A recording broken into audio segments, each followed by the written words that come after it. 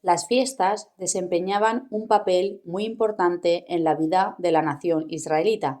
Cuando aún estaban cautivos en Egipto, Moisés le dijo a Faraón la razón por la que exigía que se dejara a los israelitas y a su ganado salir de Egipto. Vamos a celebrar una fiesta para Jehová. Al viajar a los lugares de reunión para las fiestas y al regresar, tendrían muchas oportunidades de hablar sobre la bondad de su Dios.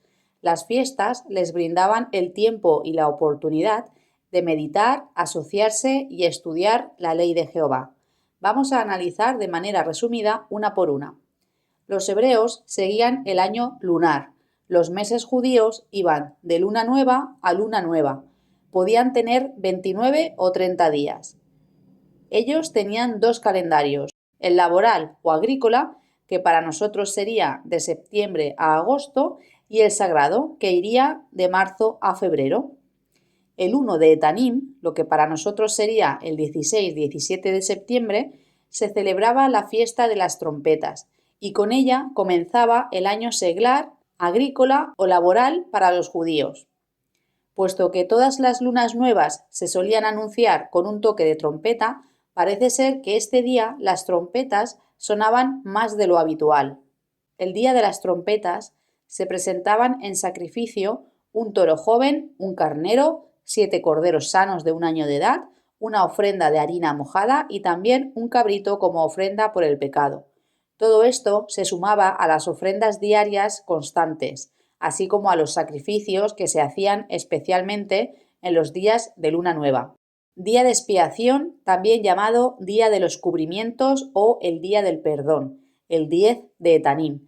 En ese día el sumo sacerdote de Israel ofrecía sacrificios para cubrir sus propios pecados, los que habían cometido los otros levitas y los del pueblo. El día de expiación era un tiempo para convocación santa y ayuno. Este era el único ayuno que se estipulaba en la ley mosaica. El sumo sacerdote únicamente podía entrar en el Santísimo del Tabernáculo o del templo una vez al año, el día de expiación. Entraba 3 veces, para quemar el incienso, para salpicar la sangre del toro y después la del cabrito. Fiesta de las cabañas, tabernáculos o de la recolección, 15 al 21 de Etanim, seguida de una asamblea solemne el día 22. Durante este periodo el pueblo de Dios moraba fuera de sus casas. Por lo general, había una cabaña para cada familia, hechas con las ramas y las hojas de los árboles. Las ponían en las azoteas de estas, en los patios, en las plazas públicas, incluso en los terrenos del templo y en los caminos cercanos. Esto se hacía para que Israel recordase que Jehová había hecho que moraran en cabañas cuando los hizo subir de Egipto. El hecho de que todo el pueblo, ricos y pobres por igual, morasen en cabañas y hasta comiesen durante 7 días en ellas, y el que todas estuviesen hechas de los mismos materiales, llevados de los valles y montañas del país, realzaba la absoluta igualdad que todos compartían en la fiesta. Durante la fiesta, cada noche hay iluminación especial en el patio del templo. Aquí se instalan 4 gigantescos candelabros.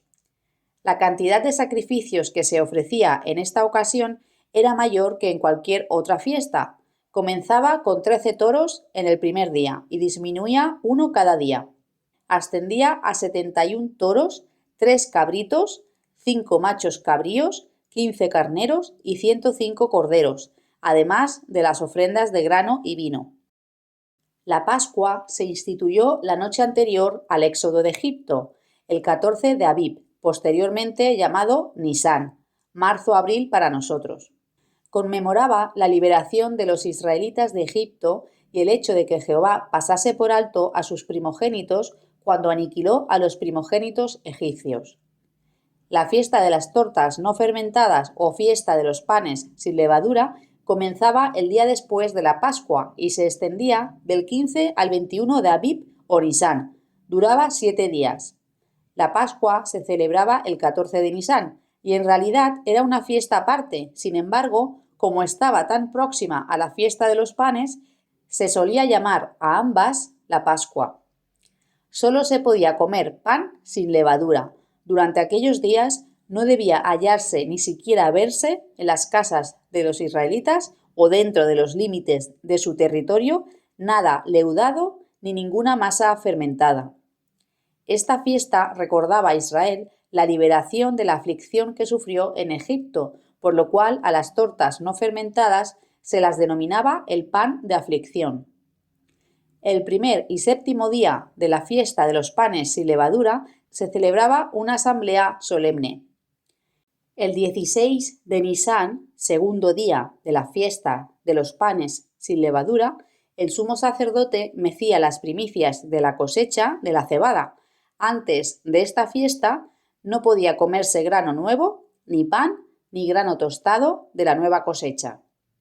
El sumo sacerdote presentaba simbólicamente tales primicias a Jehová, meciendo una gavilla de grano, mientras se ofrecía un carnero sano en su primer año como ofrenda quemada.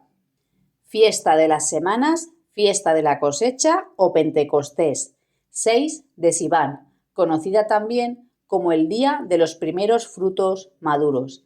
Marca el final de la cosecha de la cebada y el principio de la del trigo. Como parte de esta fiesta se ofrecían las primicias de la cosecha del trigo, corderos, carneros y un toro.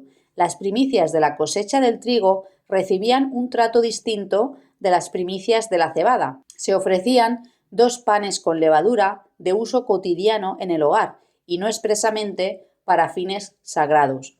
Una vez mecidos los panes, el sumo sacerdote tomaba uno y se dividía el segundo entre los sacerdotes que oficiaban. Mientras que la observancia de la Pascua era familiar e íntima, la fiesta de la cosecha o Pentecostés era más abierta y hospitalaria, similar en este sentido a la fiesta de las cabañas. Dios mandó a Israel que cada luna nueva, es decir, aquella que marcaba el comienzo de los meses del calendario judío, hubiese toques de trompeta con motivo de las ofrendas quemadas y de los sacrificios de comunión. De hecho, las ofrendas prescritas en la ley para esta ocasión eran mayores que las que se presentaban en los días de sábado, además del sacrificio diario continuo. La ofrenda de la luna nueva consistía en una ofrenda quemada de 2 toros, un carnero y 7 corderos de 1 año de edad, con las correspondientes ofrendas de grano y vino, y además un cabrito como ofrenda por el pecado. El día de la luna nueva era especialmente propicio para reunirse y disfrutar de un ambiente festivo.